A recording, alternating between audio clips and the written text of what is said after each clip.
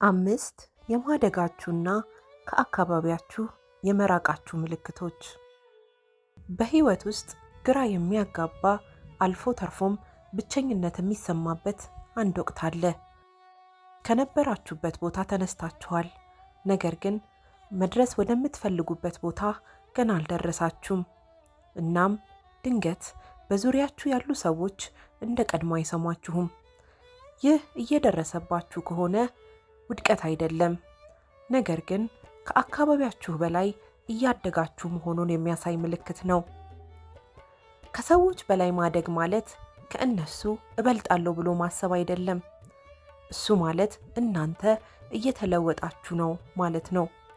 እድገት ደግሞ ርቀትን ይፈጥራል። እየተለወጣችሁ መሆኑንና ይህም በዙሪያችሁ ያለውን ነገር ሁሉ እየቀየረው መሆኑን የሚያሳዩ 5 እውነተኛ ምልክቶች አሉ። እንጀምር። ምልክት 1 ጭውውቶች አሰልቺና ጉልበት የሚበሉ ይሆኑባቸዋል። ሰዎች የሚያወሯችሁ ወሬዎች ከእንግዲህ እንደማያጓጓችሁ ማስተዋል ትጀምራላችሁ። ያ እረፍት የሌለው ወሬ፣ ማማረር፣ ያው የማይቀር አዙሪት። እናም መቀራረብ ከመሰማት ይልቅ ድካም ይሰማችኋል። ይህ የሚሆነው አእምሯችሁ እየተቀየረ ስለሆነ ነው። እናንተ ስለ ዓላማ፣ ስለ እድገት፣ ስለ ሰላም እያሰባችሁ ነው።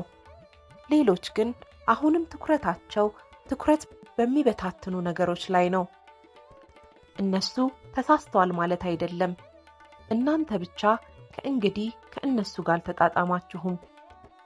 ምልክት 2 ሰዎች መካከል ሆናችሁ እንኳን ብቸኝነት ይሰማችኋል። በሰዎች በተሞላ ክፍል ውስጥ መሆን ትችላላችሁ፣ ግን አሁንም ሙሉ በሙሉ ብቸኝነት ይሰማችኋል። በአካባቢያችሁ ሰው ስለሌለ አይደለም፣ ነገር ግን ማንም ሰው ከእንግዲህ ስለማይረዳችሁ ነው። ሐሳባችሁ የጠለቀ ሆኗል። ቅድሚያ የምትሰጧቸው ነገሮች ተቀይረዋል። እናም ለእናንተ ዋጋ ያላቸው ነገሮች በሌሎች ላይ አይንጸባረቁም። ይህ አይነቱ ብቸኝነት ባዶነት አይደለም፣ የሽግግር ወቅት ነው።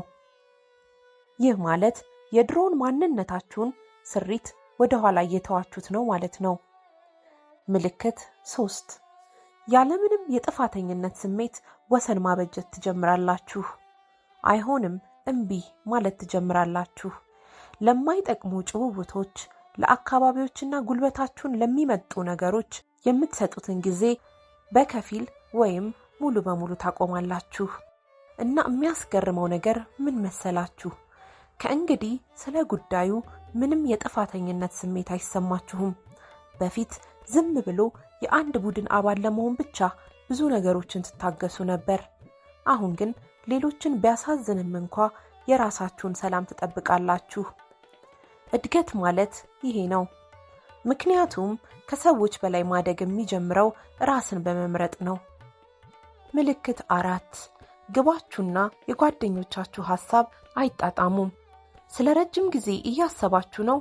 አንድ ነገር ለመገንባት ትኩረት አድርጋችኋል። ስራችሁን፣ አስተሳሰባችሁን፣ ህይወታችሁን። በዙሪያችሁ ያሉ ሰዎችስ እነሱ ባሉበት ለመቀጠል ተመችቷችኋል? እናም ያ በመካከላችሁ ያለው ልዩነት በየቀኑ እየሰፋ ይሄዳል። ይህ በጣም ከባድ ከሆኑት ምልክቶች አንዱ ነው። ምክንያቱም ይህንን ትረዳላችሁ። እናንተን ባላችሁበት ለማስቀረት በሚሞክር አካባቢ ውስጥ ማደግ አትችሉም። ምልክት 5 ምንም እንኳን ቢጎዳችሁም እየለቀቃችሁ ነው። አንድ መራራ እውነት መቀበል ትጀምራላችሁ። ሁሉም ሰው ከእናንተ ጋር እንዲጓዝ አልተፈጠረም። አንዳንድ ሰዎች ያለፈው ታሪካችሁ አካል እንጂ የወደፊታችሁ አይደሉም እና ምንም እንኳን ብታስቡላቸው ራሳችሁን ቀስ እያረጋችሁ ስትርቁ ይሰማችኋል። በቁጣ ሳይሆን ባለመጣጣማችሁ ነው። ያ ጸጥታ የሰፈነበት ርቀት፣ እሱ እድገት ስራውን እየሰራ መሆኑን ያሳያል። ከሰዎች በላይ ማደግ ቀላል አይደለም። ብቸኝነት፣ ግራ መጋባት፣ አልፎ ተርፎም ህመም ሊሰማችሁ ይችላል። ግን ደግሞ አስፈላጊ ነው። ምክንያቱም በእያንዳንዱ የህይወታችሁ ክፍል አዲስ የማንነታችሁ ስሪት ይገነባል እና አንዳንድ ጊዜ ያ አዲሱ ማንነታችሁ ከእንግዲህ የማይመጥናችሁን ነገር መቋቋም ያቆማል።